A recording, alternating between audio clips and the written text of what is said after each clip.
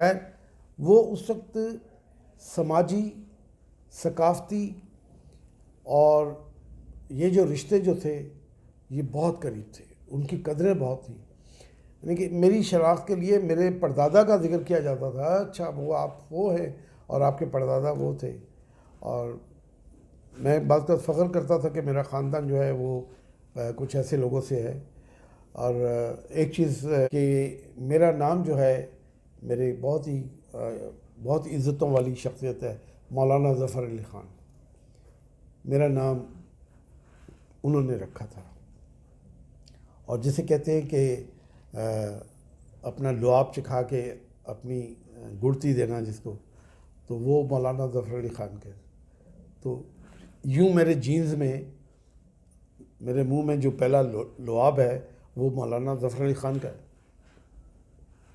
اور مولانا ظفر علی خان روزنامہ ذمہ دار، ایک بہت بڑا نام اور بہت بڑی شخصیت، بہت بڑی قداور شخصیت. وہ لوگ اس وقت ایسی دنیا میں نہیں ہیں، اور جو صرف اپنے کاز سے مخلص تھے. انہیں آدھی روٹی ملتی تھی، وہ کہتے تھے الحمدللہ کہ ہم نے 2 روٹیاں کھا لی ہیں. اور آج تو 2 کھا کے کہتے ہیں جی ملے ہی کچھ نہیں. تو یہ حالت ہے.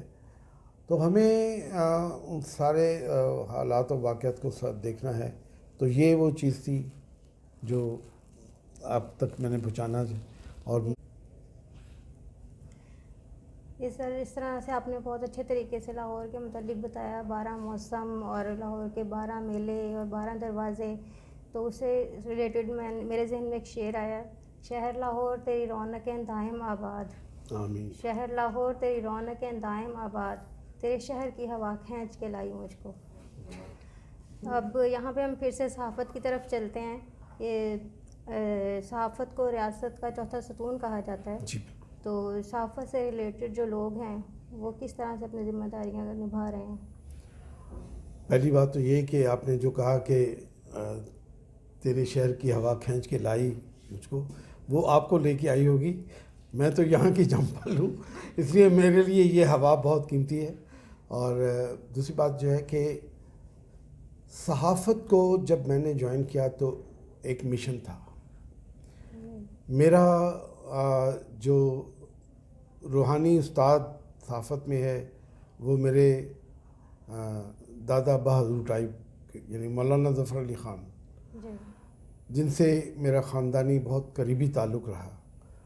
اور روزنامہ ذمہ دار میرے گھر کی شناخت تھی، جو اس وقت ہندوستان میں بہت بڑا اخبار جو تھا، اور جس کا ایک ایک لفظ جو تھا وہ بکتا تھا. بکنے سے مراد یہ نہیں کہ لوگ قیمت تھے، بکنے سے مراد یہ تھی کہ وہ ایک آنے کا اخبار جو تھا وہ ملتا نہیں تھا. لوگ 2 دفعہ ڈھونڈنے نکلتے تھے. پورا اثر تھی جی، کہ اگر سینسر ہے اور وہ پورا کا پورا ایڈیٹوریل جو لیڈر ہے جس کو کہا جاتا ہے، یا اداریہ جو تھا وہ ادارتی نوٹ کاٹ لیا جاتا تھا. تو اس زمانے میں یہاں پر ایک صاحب تھے، فضل الہی ان کا نام تھا. وہ head of the information department تھے اور سینسر بورڈ کے وہ چیئرمین تھے. اور وہ جو اس زمانے میں جو اخبارات شائع ہوتے تھے، ملاپ تھا ہندوستان میں سے جو نیوز وہ آتے تھے، ذمہ دار تھا، اور باقی جو اخبارات جو تھے یہاں سے نکل رہے تھے، ہمایوں تھا، اور بہت سے ایسے زمانے کے اخبارات کے نام لیے جا سکتے ہیں. تو وہ ان کو چیک کیا جاتا تھا. اور میرا غلام رسول صاحب سالک صاحب کا اخبار تھا. تو یہ ان کا اداریہ جو تھے. تو ایک رات کو پورا اداریہ جو تھا وہ سینسر ہو گیا، بالکل آخری وقت پہ بتاتے تھے تاکہ صبح وہ تو جی ہاں. تو غالباً چراغ حسن حسن صاحب تھے. انہوں نے مولانا کو اطلاع دی، اگر میں نام غلط ہو جائے تو معذرت، تحقیق سے ثابت ہو جائے گا، کہ جی ہمارا پورا اداریہ کاٹ دیا ہے تو اب کیا کریں. تو مولانا ظفر علی خان حقہ کی نئے جو ہے حقہ پی رہے تھے، نئے سمجھتے ہیں جی، حقے کی نال جو ہے جسے. تو تو وہ یہاں رکھا ہوا تھا، تو کہنے لگے اچھا پھر لکھ دو. کاتب کدھر ہے؟ انہوں نے کہا جی وہ تو ابھی سونے لگا تھا. انہوں نے کہا جگاؤ اس کو جلدی سے. تو انہوں نے فی البدی کہا کہ اس میرے لیڈر پہ ہے فضل الہی کب تلک. لیڈر اداریے کو کہا اس میرے لیڈر پہ ہے فضل الہی، اس کا نام تھا فضل الہی، زیر لگا کے فضل الہی کب تلک، نقطہ نقطہ شوشہ شوشہ نظر سنسر ہو گیا. اور یہ پورے جو اداریے کا جو حصہ تھا یہ اس پہ خالی ایک شعر لکھ دیا گیا. اور اگلے دن وہ جب اخبار چھپ کے سامنے آیا تو خیال یہ تھا کہ لوگ کہیں گے کیا ہے.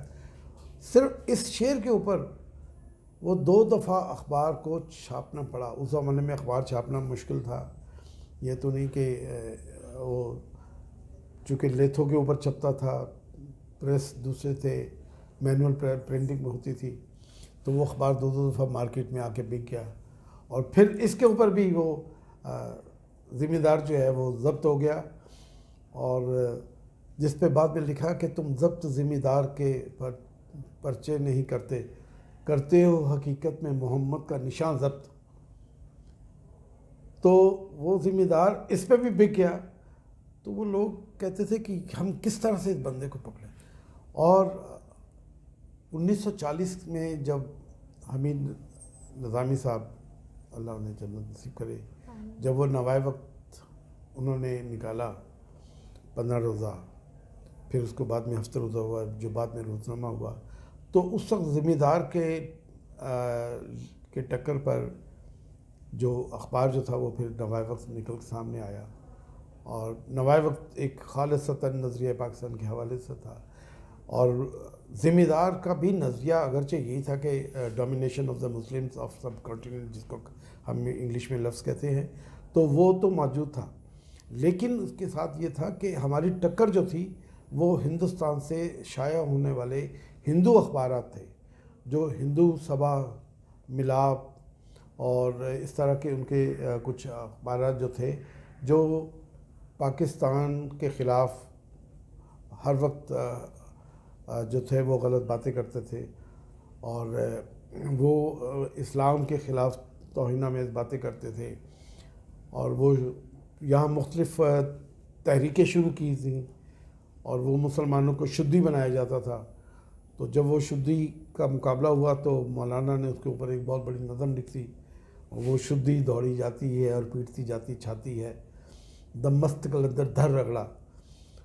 تو اسی طرح سے مولانا کو قادر الکلام اتنے تھے کہ لارڈ لنلتھ گو وائسرائے ہند جب آئے تو وہ ہندوستان کی گو ماتا کے لیے ایک سانڈ تحفے کے طور پہ لے کے آئے.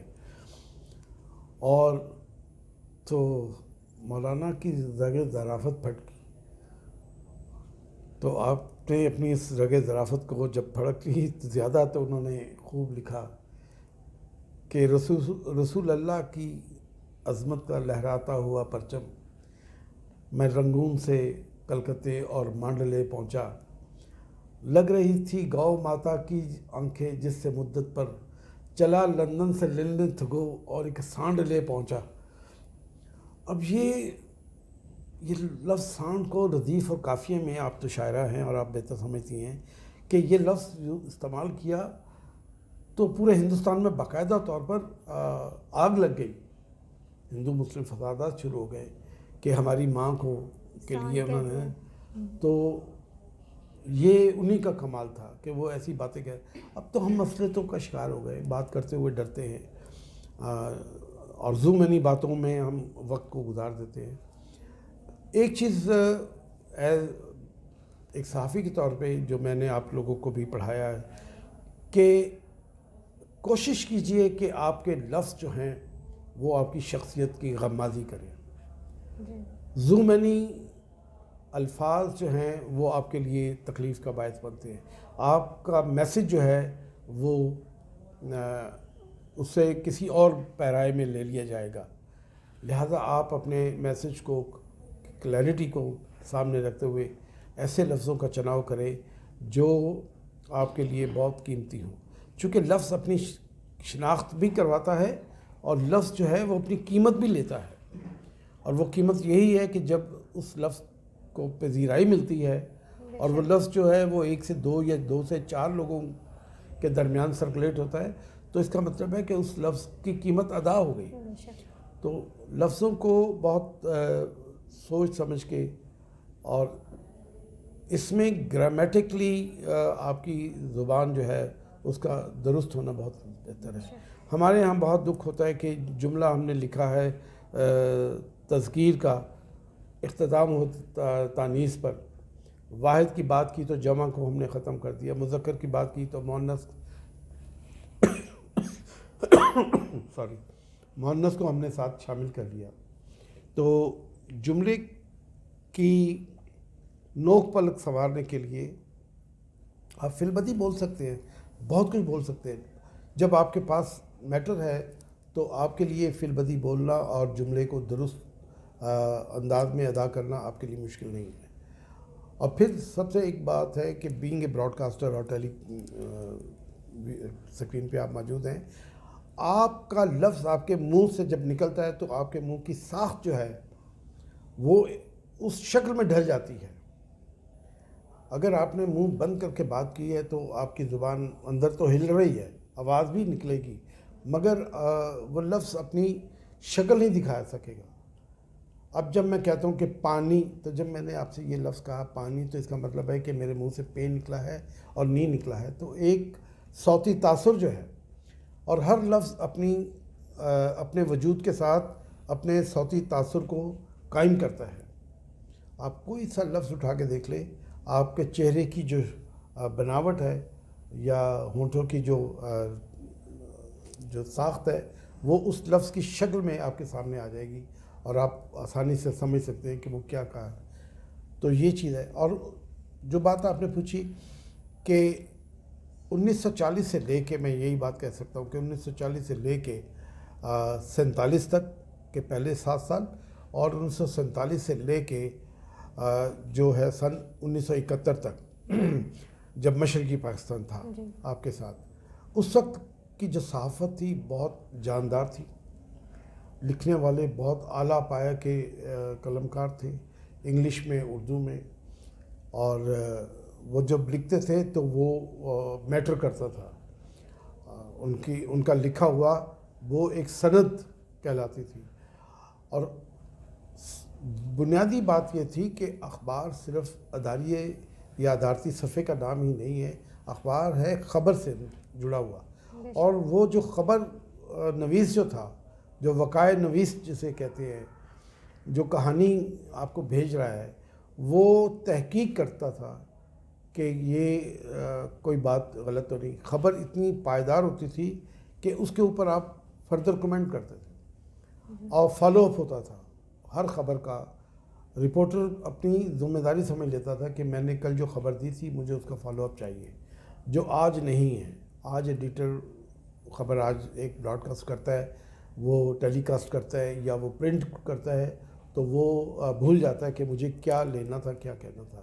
اس لیے ضرورت ہے اس وقت بھی کہ ہمارے وہ جو نوجوان بچے جو صحافت کے میدان میں خبریت کے چکر میں اور خبر لکھنے کے حوالے سے آئے ہیں، جب تک وہ اس چیز کو پوری طرح سے انڈرسٹینڈ نہ کر لیں کہ خبر کیا ہے، خبر کے لوازمات کیا ہیں، خبر کو کس بات کو خبر کہا جا سکتا ہے اور کس واقعے کو ہم خبریت کے سانچے میں ڈھال سکتے ہیں. سارے واقعات خبر نہیں ہوتے، سارے واقعات ایک کہانی ہوتی ہے. کہانی کو خبر کے قالب میں ڈھالنے کے لیے آپ کے پاس کچھ ایسا مٹیریل ہو کہ وہ کہانی نہ ہو، وہ خبر ہو. سر، جس طرح آپ نے بھی نظریاتی اخبارات کی بات کی، تو وہی میں آپ سے سوال پوچھنا چاہ رہی ہوں کہ 30 سال پہلے تک تو میڈیا نے، یعنی صحافت نے، ہماری نظریاتی سرحدوں کی حفاظت کی، لیکن اب ایسے لوگ بہت نایاب ہوتے جا رہے ہیں. اس کی سب سے بڑی وجہ یہ ہے کہ ہمارے ہاں تربیت کا فقدان ہے. ہمارے پاس بہت زیادہ انفلوئنس ہے انفارمیشن کا، اور ہم بہت جلدی متاثر ہو گئے ہیں ان حالات و واقعات سے جو ہماری اصل زندگی سے جن کا وہ تعلق نہیں. جی ایک چیز. دوسری بات جو ہے وہ بنیادی طور پہ آپ سمجھ لیں کہ ہمارے یہاں لالچ آ چکا ہوا ہے. جی مجھے ایک رات کے بعد امیر ہونا ہے اور میں اس کے لیے ہر جائز ناجائز ذریعہ اور طریقہ اختیار کرتا ہوں. اور یہ وجہ ہے کہ جب وہ صافی جو آج کے کلچر میں ہمارے ہاں بہت سے لوگ بدماش ہو گئے. پہلے اس لاہور میں ایک بدماش کلچر الگ سے تھا, وہ شناخت تھی, اور ان بدماشوں کا ایک رتبہ تھا. میں اگر آپ کو لاہور کے ان بدماشوں کی کہانی سناؤں تو آپ حیران ہوں گے. ٹھیک ہے کہ ان کے باقاعدہ اپنے اپنے حلقے تھے, اپنے اپنے علاقے تھے. مزنگ والا جو ہے وہ لکشمی چوک کراس نہیں کرتا تھا.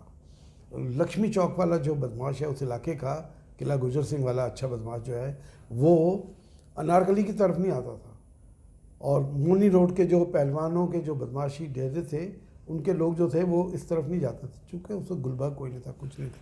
اب تو ایک ہوس کہ میرا گھر جو ہے وہ بھاٹی سے نکل کر شادمان میں آ جائے, شادمان سے نکل کے وہ گلبرگ میں چلا جائے. گلبرگ نہیں جی, وہ بھی اب اوور کراؤڈڈ ہو گیا ہے, ہم نے ڈیفنس میں جانا ہے. اب وہ ڈیفنس میں سے نکل کے کہہ رہا ہے جی وہ میں نے تو فلاں بیدیاں روڈ پہ, وہ قصور روڈ پہ, وہ فلاں روڈ پہ, وہ واگا بارڈر کے پاس جانا ہے کہ شور بہت ہے. تو یہ ہوس جو ہے جو آپ کو کھینچے لے کے جا رہی ہے, ایک جگہ سے دوسری جگہ منتقل کر رہی ہے, اس نے آپ کی زبان چھین لی, اس نے آپ سے آپ کی روح چھین لی, آپ کا حسن چھین لیا, آپ سے آپ کی ثقافت چھین لی, آپ سے آپ کا ادب چھین لیا, آپ سے آپ کا رشتہ چھین لیا. اس ساری چیزوں نے رشتے وہ ختم ہو اقبال گئے. نے کہا ہوس نے ٹکڑے ٹکڑے کر دیا وہ انسان کو. جی بالکل بجا.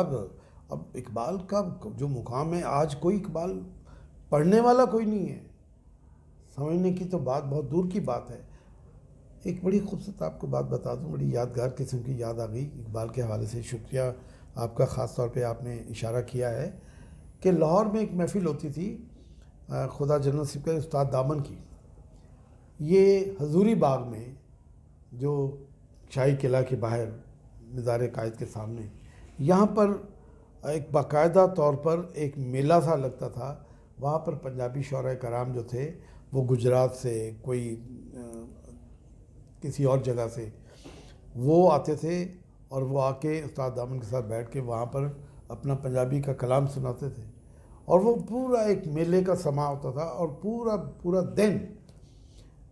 اور وہ جو مینار پاکستان جہاں ہے وہاں پر ایک کشتی کے میلے ہوتے تھے, تو وہ بھی ایک کلچر کا حصہ تھا. اور وہاں پر اگر کوئی بیٹھے ہیں تو پھر وہیں پر بھی ادبی محفل ہو گئی ہے. یعنی کہ ادب آپ کا ایسے تھا کہ کہیں 4 آدمی اکٹھے ہوئے ہیں تو انہوں نے سیاست کی بات نہیں کی, انہوں نے بھوک کی بات نہیں کی, انہوں نے روٹی کی بات نہیں کی, انہوں نے رات کی اور صبح کی شادی اور نہاریوں کی اور وہ کھانے کی بات نہیں کی, کھابے کی بات نہیں کی. وہ کیا کرتے تھے, وہ ادب کی بات کرتے تھے. وہ کوئی نئی چیز سن کے آتے تھے, وہ پڑھتے تھے, وہ سناتے تھے.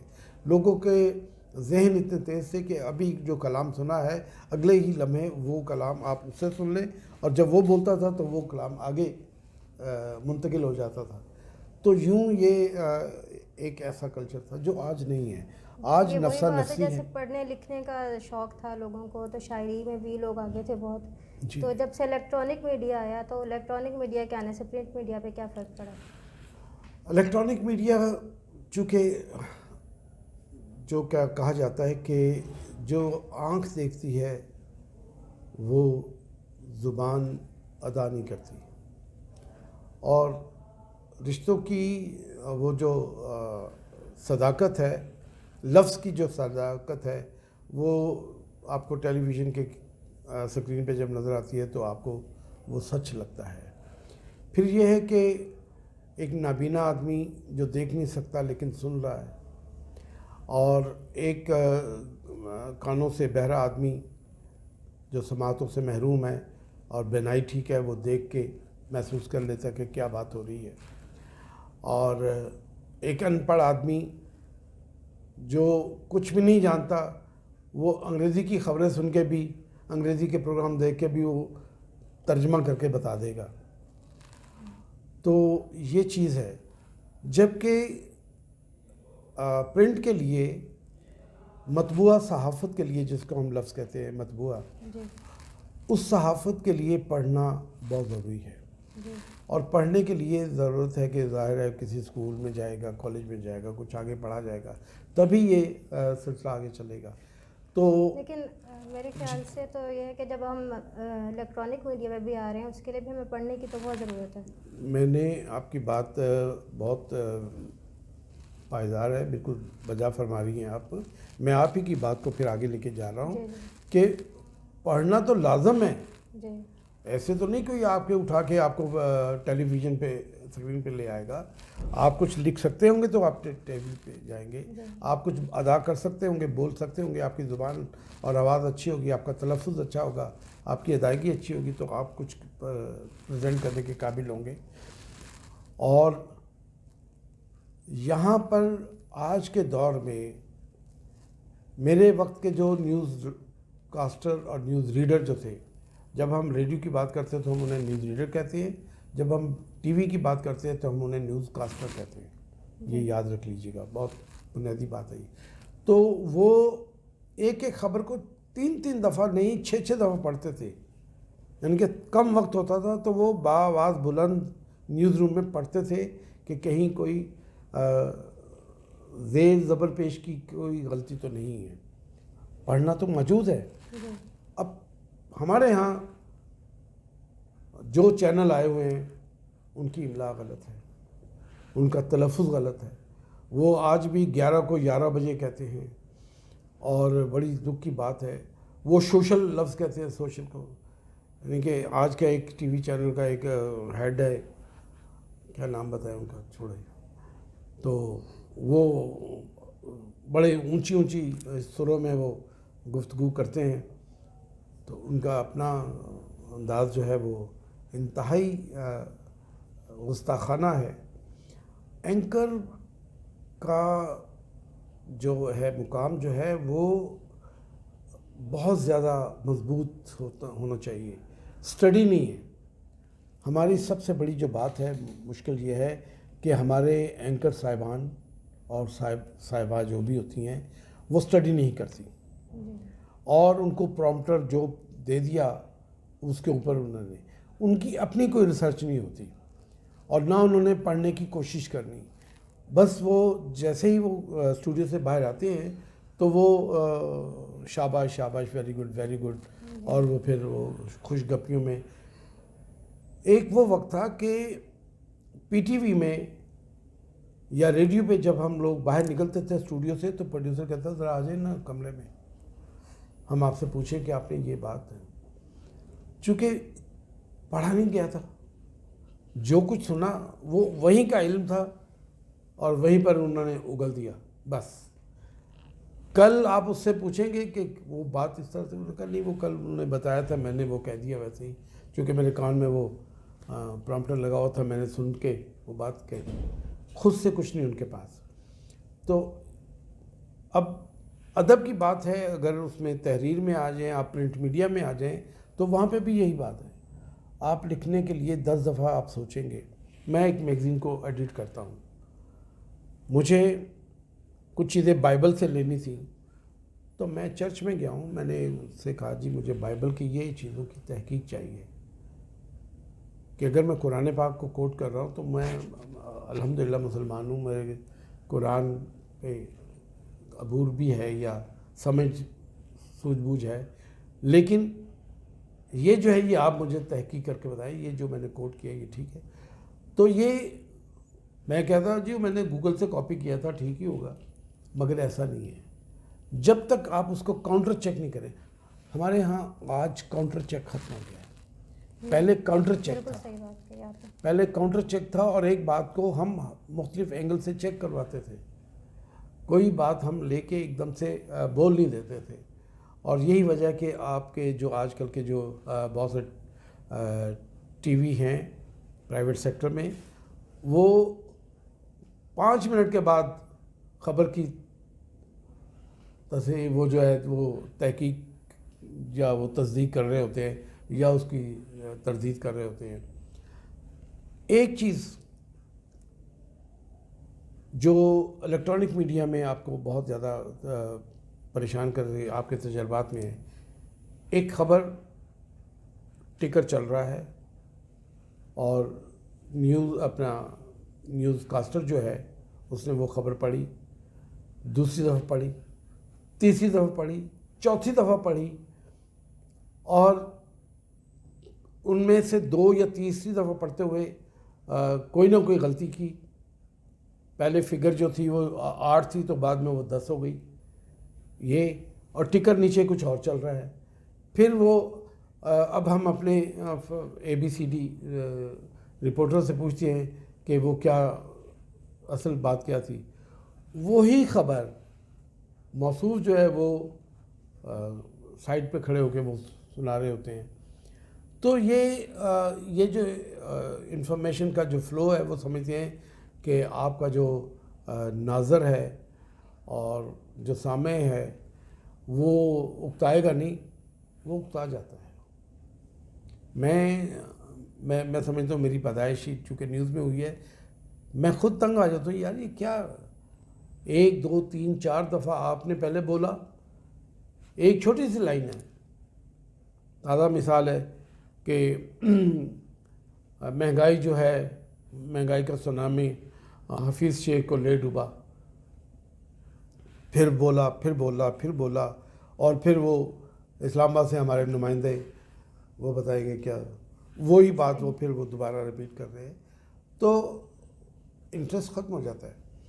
آپ کو ایک اچھا اینکر جو ہے، ایک اچھا نیوز ریڈر جو ہے، ایک اچھا رائٹر جو ہے، ایک اچھا افسانہ نگار جو ہے، ایک اچھا ناول نویس جو ہے، وہ اپنے قاری کو، اپنے سامع کو اپنے ساتھ جوڑ کے رکھتا ہے. آپ چھوڑ کے جا نہیں سکتے. اب کوئی آپ اٹھا کے دیکھ لیں کہ کچھ بات آپ سن رہے ہوتے تو آپ کہتے ہیں اگر یہاں پر لوگ حبیب جالب کو سنتے تھے تو یہ نہیں کہ وہ اس کے خوش الحان تھا. حبیب جالب جو ہے وہ ترنم میں اپنا کلام پڑھتے تھے تو لوگ گمسم ہو جاتے تھے. ہزاروں کا مجمع چپ چاپ بیٹھے سن رہا ہے، حبیب جالب کی ایک آواز گونج اب رہی ہے. ان کی بیٹی جو ہے رکشنتا حبیب جالب، وہ بھی بہت اچھا کلام کرتی ہے. ظاہر ہے کہ ایک باپ کی تو تربیت تھی جی. اور پھر یہ تمام چیزیں ہیں.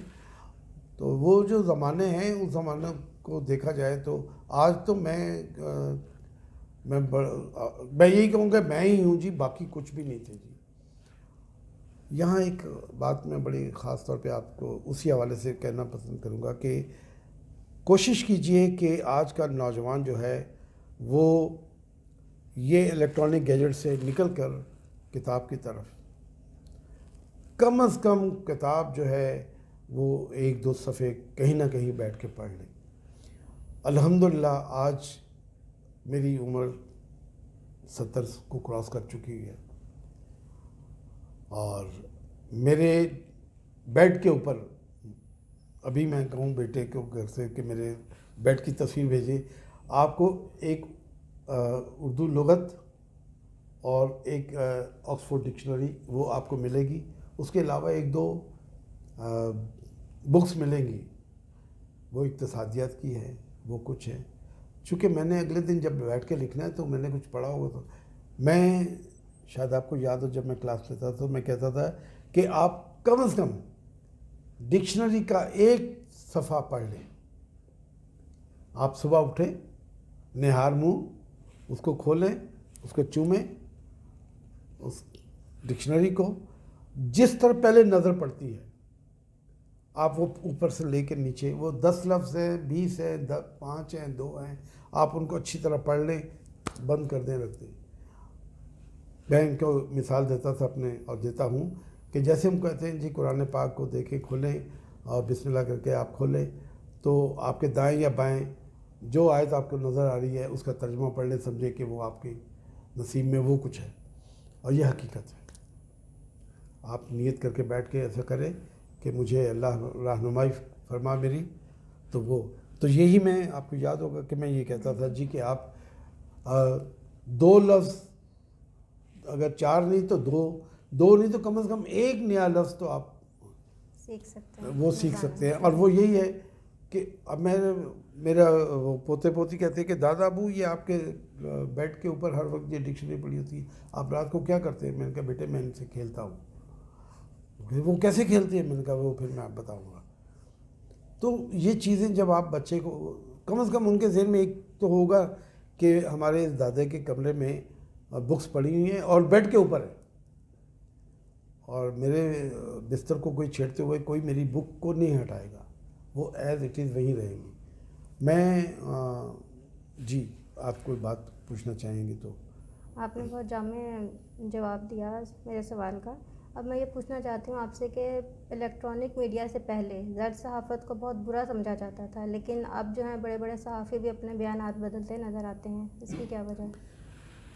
دیکھیں جی، زرد صحافت کو برا سمجھا جاتا تھا، زرد صحافت جب آپ نے کہا تو وہ خود ایک سٹیگما ہے جی کہ وہ زرد ہے، اور میت جب ہوتی ہے تو تھوڑی دیر کے بعد مردے کا رنگ زرد ہو جاتا ہے، لہذا وہ اس قابل نہیں کہ آپ اس کو دیکھیں۔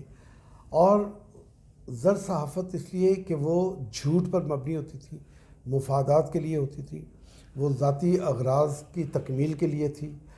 آپ جب کہیں نکلتے تھے تو آپ کو خیال ہوتا تھا کہ مجھے اس کے کیا پیسے ملیں گے، اور میں ریکارڈ کی درستگی کے لیے ببانگ دول ایک بات کہتا ہوں کہ اس ملک میں زرد صحافت، لفافہ صحافت کے جو پائنیئر ہیں، انہوں نے اس ملک کا بیڑا غرق کیا، جو یہاں پر حکمران رہے 30 35 40 سال، اور وہ آج بھی وہ کسی نہ طور پہ وہ چاہ رہے ہیں گریپس کرنا۔ جب پہلی بار کسی صحافی کو لفافہ دیا گیا تھا تو وہ پریشان ہو گیا تھا۔ مجھے پریس کلب میں ایک مذہبی جماعت نے انتخابات میں حصہ لینا تھا، میں نام نہیں اس جماعت کا لیتا مسلطاً، بعد میں آپ کو بتا دیتا ہوں۔ تو انہوں نے خطاب فرمایا، پریس کانفرنس کی، اور چلتے چلتے ہمیں چائے کے بعد وہ انہوں نے ہمارے نام پتے بھی نوٹ کیے اور ایک لفافہ دیا۔ تو میں نے کہا یہ کیا ہے؟ انہوں نے کہا جی وہ رکھ لیں، آپ آفس جا کے دیکھیں۔ سستا زمانہ تھا، میں نے کہا اس میں پریس ریلیز ہوگی۔ میں آفس آ کے بیٹھا، میں نے اپنے اسٹینوگرافر کو بلایا، میں نے کہا یار چلو اچھا ہوا، نوٹس کیا دیکھنے، یہ پریس ریلیز ہے تو اس کو دیکھتے ہیں۔ جب وہ کھول کے دیکھا تو 500 کا نوٹ تھا، اور میری تو آنکھیں پھٹی کی پھٹی رہ گئی۔ میں کہا تو سر جی یہ تو پیسے مل گئے آپ کو، تو خبر کے ساتھ ساتھ پیسے۔ میں نے کہا ابھی دیکھو۔ میں نے ان کے آفس میں فون کیا، چونکہ موبائل تو تھے نہیں، سرکاری فون سے کوئی 4-6 دفعہ فون کیا، ان کے جو میڈیا سے پریس سیکرٹری جو تھے ان سے بات ہوئی۔ میں نے کہا جی کہ یہ ایک لفافہ ملا تھا، تو مجھے یہ کہنا ہے کہ پلیز اس کو آپ واپس لے لیں، اور واپس لینے کے لیے آپ جس بندے کو بھیجیں اس کے ہاتھ میں ایک رسید دے دیں کہ ہم نے اپنا لفافہ بمائے ایک عدد نوٹ کے، کرنسی نوٹ کے، ہم نے واپس لے لیا۔ میں کہا جی یہ کیا بات کر رہے ہو؟ تو ہم نے کہا آپ آئے ہیں، گاڑی کا پیٹرول یہ وہ۔ تو میں نے انہیں بتایا میں سرکاری ملازم ہوں، میرے پاس ڈرائیور تھا، گاڑی تھی سرکاری تھی، تو یہ آپ کسی اور طرح سے دیں۔ انہوں نے کہا نہیں کچھ نہیں ہوتا، آپ کسی کو کیا، ہم نے کون سا یہاں پر آپ سے رسید لی۔ میں نے کہا جی آپ اسے لے لیں، ورنہ میں اس کو کسی اور جگہ ایجیٹیٹ کروں گا۔ انہوں نے کہا نہیں آپ ناراض نہ ہوں افتخار صاحب، ہم آپ کو خوش کرتے ہیں، تو تھوڑے ہیں۔ میں کہا جناب تھوڑے نہیں ہیں، آپ اس کو واپس لے لیں، اور اگر دینے ہیں تو پھر میں آپ سے مانگوں گا اپنی قیمت، جو نہیں آپ ادا کر سکیں گے، لیکن میں اپنی ضرورت ضرور مانگوں گا۔ اگر آپ نے وہ دینی ہے تو مجھے پوچھ کے بتا دیں کہ کیا میں اپنی ضرورت کے مطابق آپ سے کچھ مانگ لوں، تو پھر تو ٹھیک ہے، ورنہ یہ واپس لوں۔ وہی آدھے پونے گھنٹے کے بعد ان کے 2 جیالے آئے، انہوں نے آ کے وہ لکھا۔ میں نے کہا بھی اس کاغذ پہ لکھ دو کہ ہم نے اتنے پیسے کا یہ جو لفافہ جو تھا